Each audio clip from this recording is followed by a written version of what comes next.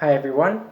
I am going to be teaching you a few chords on the guitar, specifically D, G, and C.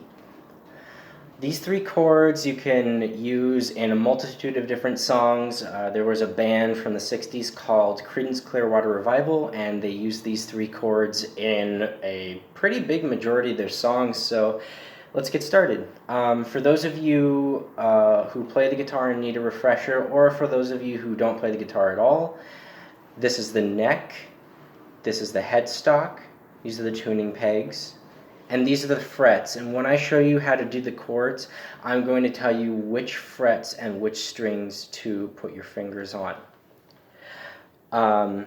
So now we need to learn the names of all 6 of these strings.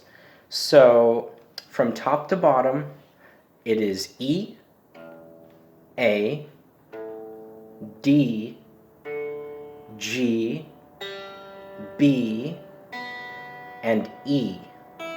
And this last E right here, I'm going to be calling the high E since it shares the same letter as the top string right here. So in order to make a D, which is a pretty simple chord, probably one of the first that you're ever going to learn, you're going to put your index finger on the G string on the 2nd fret, so the 3rd string from the bottom on the 2nd fret. You're going to take your ring finger, put it on the B string on the 3rd fret. B string, 3rd fret, index finger.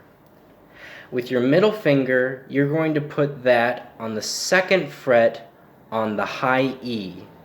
So we've got 2nd fret, index finger, G string, 3rd fret, ring finger, B string, 2nd fret, middle finger, high E. So that kind of sounds like this. Okay? So once you've got that down, we can move on to the C. Now the C is a little bit more difficult because it uses more strings in the guitar. So how you make that shape, take your index finger, put that on the 1st fret on the B string, take your middle finger and put that all the way up on the D string, which is the 3rd string from the top and on the 2nd fret. Now with your ring finger, you put that on the A string right above the low E on the 3rd fret. So again, index finger, 1st fret on B, middle finger, 2nd fret on A, 2nd fret on D, and lastly your ring finger, 3rd fret on A.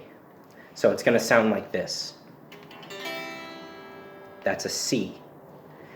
Now finally, I'm going to teach you how to play a G chord. The G chord, you kind of got to stretch your fingers out a little bit on this one, and once you're playing guitar the first few weeks, you're going to be playing this and it might feel a little bit strenuous. But what you're going to do is place your middle finger, put that on the low E on the 3rd fret. Okay, so middle finger, low E, which is the top string, 3rd fret. Next, you're going to take your index finger, put that on the 2nd fret of the A string, so right below the low E. Lastly, you're going to take your ring finger and then put that on the high E down at the bottom here on the 3rd fret.